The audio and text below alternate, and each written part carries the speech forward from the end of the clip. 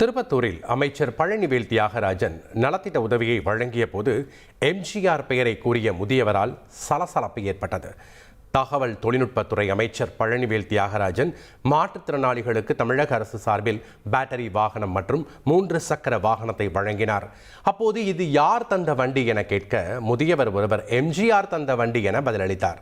இதனால் அங்கு சிறிது நேரம் சலசலப்பு ஏற்பட்டது. பின்னர் அந்த நபருக்கு செவித்திறன் குறைபாடு இருப்பது தெரிய வந்ததால் காது கேட்கும் கருவி வழங்கவும் ஏற்பாடு செய்யப்பட்டது. அவங்களுக்கு சொல்லி ஒரு நாள் ரெடி ஆகிடுச்சு. யார் கொடுத்தது?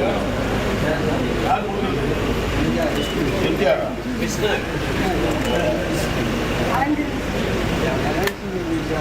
இல்லையா? எந்த ஆட்சியில் கொடுத்தது? தளபதி ஸ்டாலின் ஆட்சியில் கொடுக்குது. திமுக ஆட்சியில் கொடுத்துருவோம் சார்.